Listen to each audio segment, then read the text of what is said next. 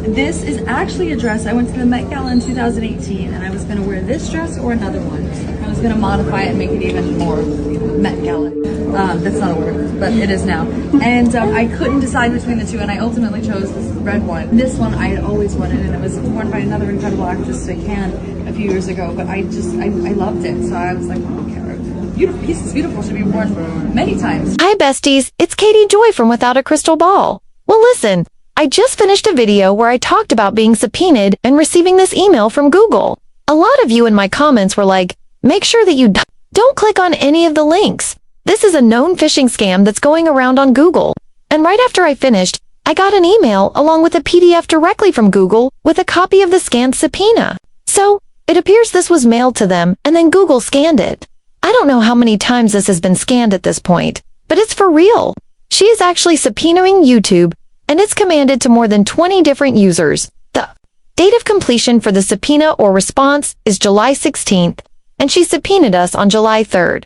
So they've had this for like a week now, and none of us knew anything about it. I have a copy here, and before I dive into what's actually in the subpoena, I have a statement from my attorney, Graham Martin of Troutman, Martin Law LLP. He wrote, Lively subpoenaed to Google requesting information related to Without a Crystal Ball appears to provide no context tying that account to the claims or defenses of the parties in this proceeding. There's also no discussion regarding how the subpoena will overcome Without a Crystal Ball's journalistic privilege or how the requested information amounts to anything other than a simple phishing expedition meant to provide a basis for noticing a deposition that is likely to be set up as a distraction from the merits of the case. That is our official statement, and we will be filing a motion to quash in court. Now, taking a look through this, the definitions are kind of strange. I noticed that it says payment is defined as any transfer or commitment for future transfer of anything of value, including exchange of funds in dollars, foreign currency, electronic currency, cryptocurrency, cash, securities, loans, reimbursements, refunds, accounting, corrections, retainers, goods, services, or otherwise. So, she is after our bank accounts.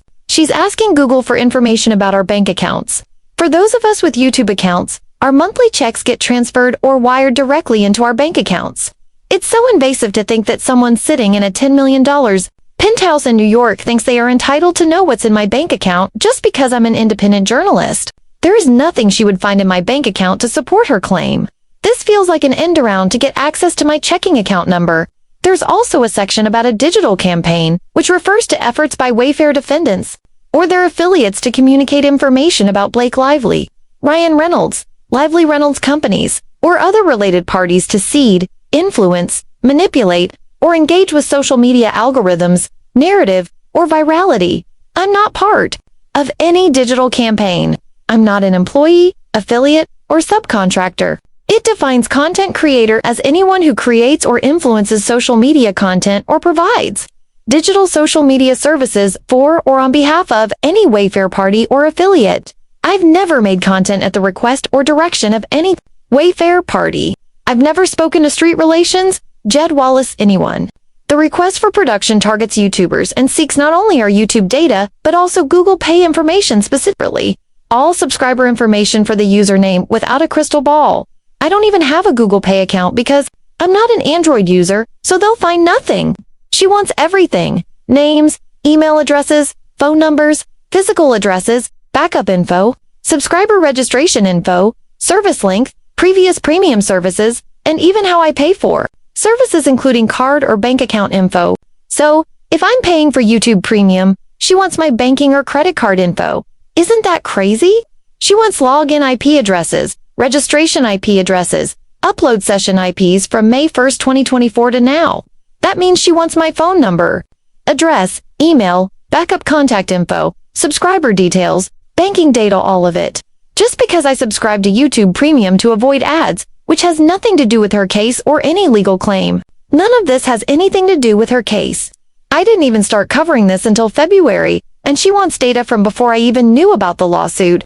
To be honest, I didn't even know who Justin Baldoni was until December 2024, when she filed the lawsuit against him. I hadn't watched the movie, paid attention to the drama, or seen Jane the Virgin. I hadn't seen It Ends With Us. I don't do BookTok, didn't know who Colleen Hoover was, and I'd never read one of her books. I had never seen a Blake Lively movie before this year. I've since watched A Simple Favor and it ends with us. But that's it. I've never seen Deadpool if Up the Change Up or The Proposal. Honestly, when Ryan dumped Alanis in 2008 and married Scarlett, I was done with him. I thought he was a social climbing jerk and never watched his movies again. I never watched Gossip Girl. I wasn't a fan of either of them and would never have talked about them. The most bananas part is, it's not just me. She is seeking the same information for 16 other YouTubers, accusing us of being part of some digital campaign, but all the other names are blacked out, so I don't know who else was targeted only. A few have spoken up. Lauren from Random Opinion, Shasti, and someone named Ashley. If someone from TikTok got one, it would have been from their Google account, not TikTok. This makes me nervous, not scared, but still uneasy. My legal team will file a motion to quash on the grounds that it's irrelevant, overly broad, a phishing expedition, a violation of reporter's privilege, and an invasion of privacy. Nothing in my bank account is relevant to her claims. It's insane. She didn't even send document subpoenas to us like she did with Candace Owens, Andy Senior, or Perez Hilton. Instead, she's trying to prove a coordinated digital harassment campaign and probably hoping to get our channels shut down. This feels like censorship of the press, an attack on independent journalism, and a silencing of critics. She's trying to manufacture a smear campaign and rope us in. I haven't even spoken to 16 creators about this case. I don't have a group chat with anyone. Not with Wayfair, not with any of the parties. Nothing. The lengths this woman is going to in order to manufacture claims and damage innocent people's credibility is pure bullying. Now, I'll be added to her case file as Katie Paulson and Without a Crystal Ball LLC, making me part of the story. And she probably thinks that'll scare us into silence. But I'm not going to stop covering this case. I told my legal team, if she's going to drag me in, thank you. I'll milk this for every dollar. Please give me that exposure. Thank you. Because I'm not part of any digital campaign. Nobody paid me. She and Ryan and her team are bullies, evil. My husband read this and said, she is evil for doing this to people. Now that I've been targeted, I can say without a doubt that everything else she has said in her complaint is a lie. If she thinks I am part of this, then nothing she has said is true. How many people will she falsely accuse and hurt just to prove people don't like her naturally? I wasn't part of anything in August. I didn't even know she existed. And one last thing, she keeps saying she's standing up for women and victims, but she's targeting female creators who are victims themselves. Victims of sexual assault like me, domestic violence me, child abuse me. And on top of that, she's attacking women who are self-employed and supporting families. In my case, I'm a self-employed creator whose son is autistic, medically fragile, and whose husband is undergoing cancer treatment. She's not for women, lacks empathy. What kind of woman, who claims to be standing up for other women, targets women who are victims? Women who are parents of children with special needs, women whose husbands are going through cancer. What kind of woman would target them? Blake knows full well that I didn't do anything. She knows that. She absolutely knows I'm not part of this. She knows I had no involvement.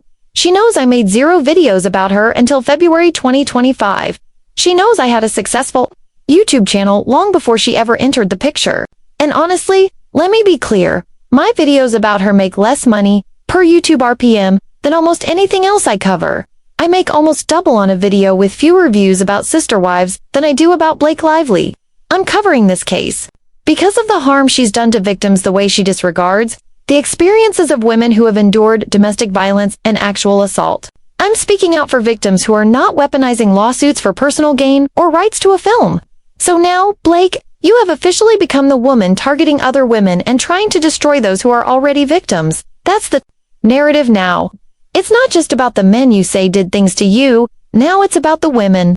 The women you claim to stand for, the women you say you're creating a safer world for. What is it you're doing in this subpoena? Asking for my bank account information that makes my life safer. It makes my life less safe knowing that a woman with your kind of wealth and power is trying to access my financial records and potentially delete my channel. Are you hoping to destroy the income that supports my son?